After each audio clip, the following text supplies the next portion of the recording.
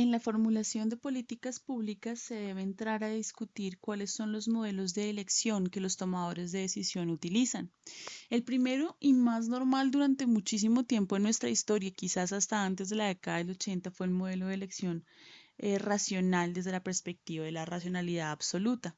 Este modelo supone que el tomador de decisiones conoce la totalidad de los factores existentes en el proceso que está desarrollando, es decir, tiene la capacidad de encontrar y de aprovechar toda la información disponible en el mundo frente a una temática particular.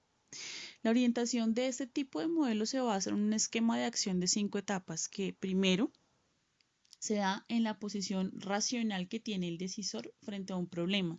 Esto implica que cualquier abordaje de política pública que se realice por parte de una persona va a tener un enfoque y ese enfoque va a estar remitido a las características de pensamiento o de orientación ideológica que tenga un determinado tomador de decisiones.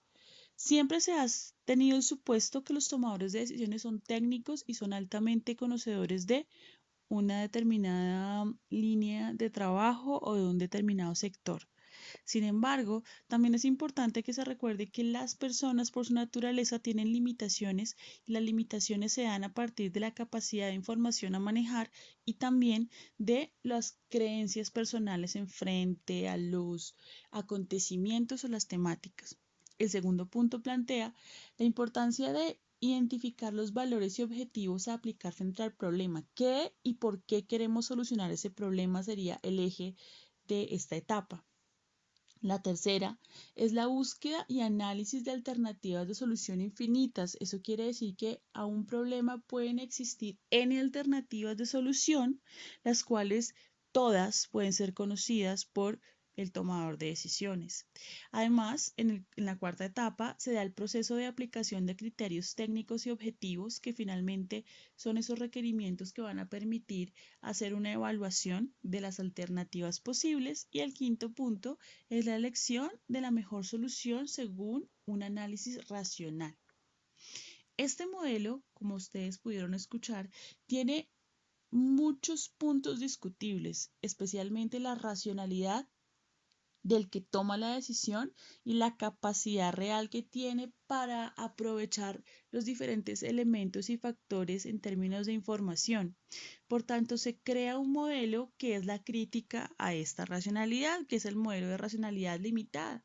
Sigue presupuestando la importancia de tener un proceso de elección, digamos que con niveles de racionalidad basado en información y basado en elección concreta a partir de información, pero es consciente que el tomador de decisiones no posee toda la información, pero sí piensa que la que posee la tiene clara y aparte de tenerla clara es objetivo. Tiene entonces 4 etapas importantes para poder dar lugar a una toma de decisión. La primera es el análisis del problema, que sería de preferencias, y del contexto, que son obligaciones, todas frente al Estado con la sociedad, desde una perspectiva teórica específica. Eso quiere decir que no necesariamente este decisor debe conocer todas las teorías, todas las doctrinas, sino que puede enfocarse en una línea específica de acción. Aparte, es consciente la segunda etapa de la búsqueda limitada de alternativas desde la capacidad real de acceso a la información. La tercera etapa habla de la aplicación de criterios razonables para poder hacer una mejor selección de alternativas apegándose al objetivo central que se pretende con la solución del problema. Aquí somos más reales en términos de la capacidad que se tiene para solucionar un problema desde un determinado modelo de Estado. Y por último, la cuarta etapa es la selección de una alternativa satisfactoria desde la perspectiva del decisor. No es una decisión 100% racional, es una decisión que satisface ciertos puntos de evaluación que en ese momento puede tener el decisor. A partir de ahí tenemos otro modelo muy interesante, el modelo de toma de decisión incremental. Si bien para algunos este modelo teórico es el arte de la improvisación, el trasfondo real está ligado a la importancia de utilizar métodos de comparación empíricos para poder elegir las alternativas. Este proceso es un poco más sencillo quizás, pero tiene muchos más elementos de análisis. El tomador de decisiones ya no va a usar la metodología racional estructurada, sino que va a usar algo que se llama la caja negra. Esta caja negra lo que permite es finalmente hacer un proceso de análisis de alternativas donde se hace una acción de comparación de lo implementado en contextos similares con procesos muy parecidos en cuanto a problemática.